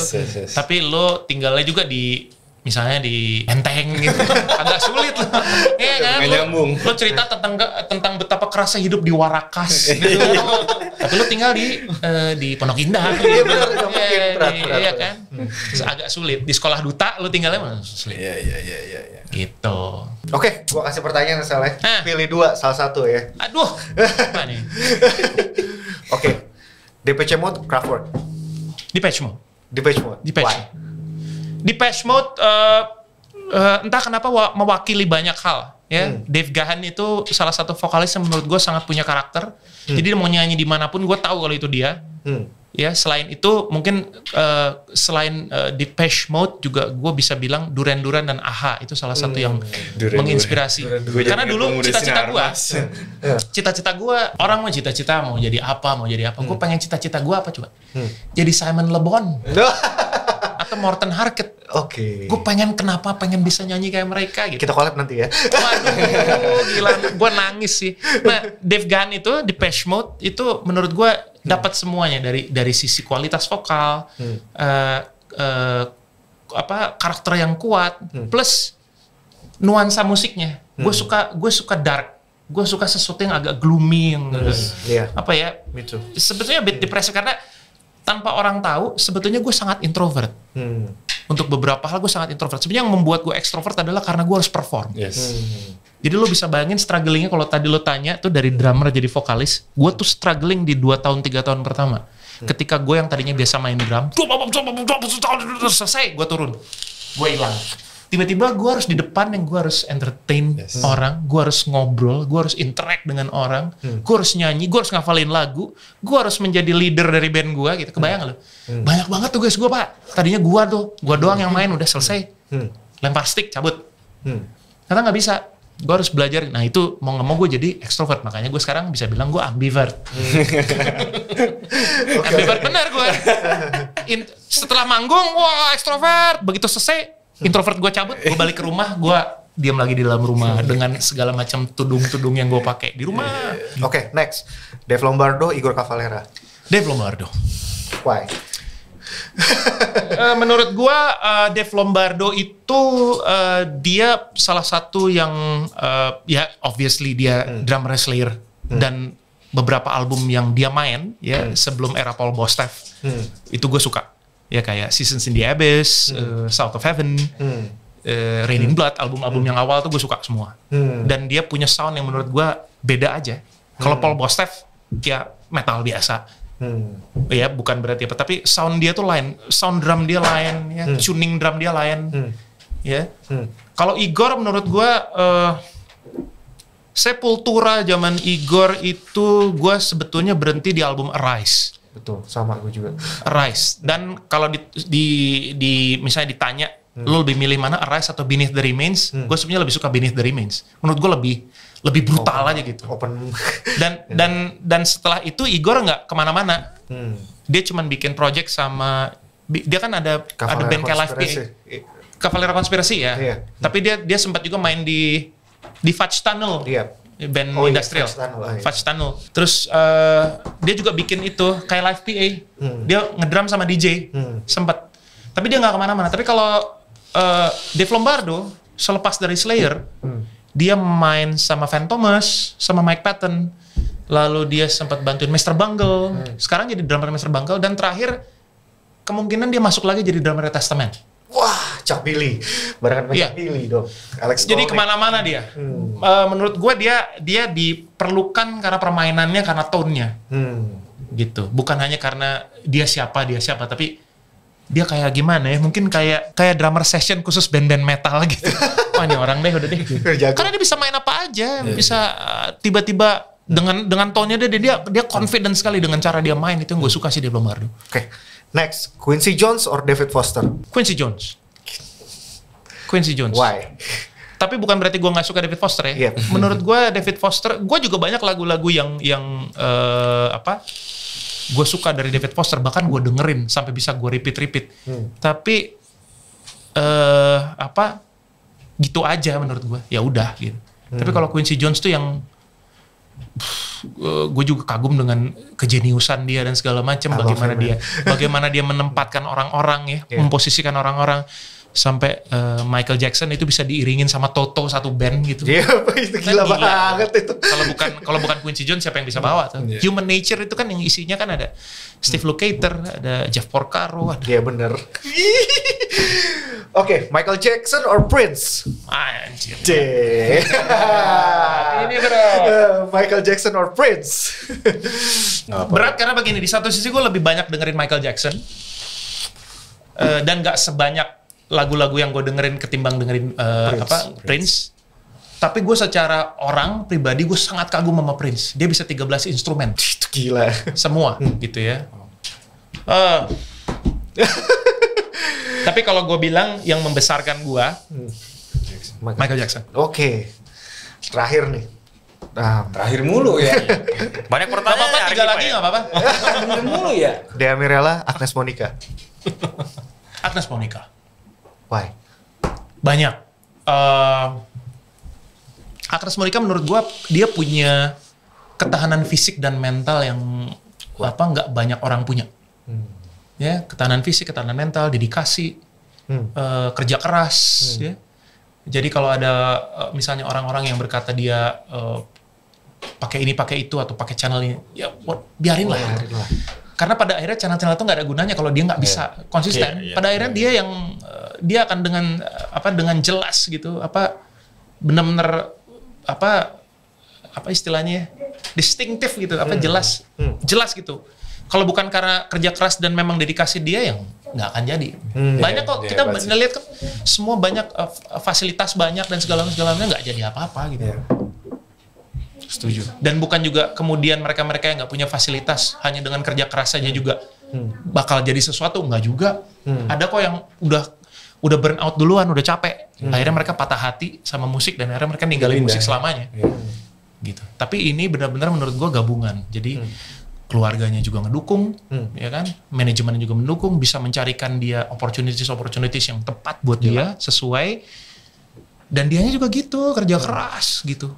Kerja keras, gila sangar sih. Terakhir deh, Biohazard or Rage Against the Machine? Pak, saya mau pulang, Pak. Biohazard. Why? Mungkin karena gue lebih dulu denger Biohazard. Ya, Rage Against the Machine tuh kemudian. Dan somehow mungkin karena gue suka budaya hip hop juga. Gue dengerin ya mungkin kayak Public Enemy, gue dengerin terus NWA, walaupun nggak ngefans ya, tapi gue ngedengerin dan gue suka dengan statement mereka gitu. Dan Biohazard kan New York hardcore, jadi berangkat dari budaya, ada budaya hip hopnya juga kerasa, ada main funknya dan segala macam, funk metal. Terus pada saat itu juga gue dengerin ada band-band kayak Living Colour, band-band kulit hitam ya, terus 24/7 Spice. Di band-band yang memang Bad Brains, itu band-band punk tapi kulit hitam, lo nggak akan nyangka bisa banyak orang yang tahu tuh band kayak gitu. Jadi mungkin gue lebih nyambung ke situ ketimbang misalnya Rage Against. Nah, Rage Against itu pada saat itu mungkin menurut gue sangat politis banget, walaupun musiknya ini keren gitu ya. Cuman kalau menurut gue sih lebih kepada itu, gue denger duluan Biohazard dan gue jatuh cinta dengan komposisinya. Oke, wow. Thank you for coming today. Input-inputannya. Cheers terakhir. Cheers, mate. Masih ada nggak? Masih ada nggak? Bahaya nih. Tapi sebelum kita akhiri, kita mau mengenalkan dulu dong. Marcel Cilik. Ini dia Marcel Cilik. Iya. Kenalkan diri dulu dong, kenalkan diri. Boleh, nggak apa-apa. Berani nggak? Oke. Berani lah si ganteng. Nanti main nama om ya. Hello, My name is Seth. Hai Sat. Seth. How old are you? I am 7. Udah punya pacar belum kamu? Hah? Belum ya. Yang aku dengar kamu udah punya pacar sebelumnya. Konsentrasi. So weird. Weird loh. Canda. Doain dong Marcel. Siap. Nanti main nama anak om ya. Oke. His name is Hira. Jangan. Diffuse reality. Thank you for coming, Sat. Thank you Marcel, thank you Seth. Thank you semua. Thank you Marcel, sama-sama. Seru banget men, gila. Thank you, Brian. Seru Thank you banget so nih, much. Cid. Gue berharap kalian bisa kita bisa ngobrol lagi kayak gini gitu. Pasti ya, dong, kita panggil lagi. dari perspektif yang lain. Terus ya moga-moga channel ini juga bisa Amin. menjadi sesuatu. Karena Tolong minta viewer kita minta kita perlu tolong di subscribe dan dibunyikan loncengnya. sedap ya.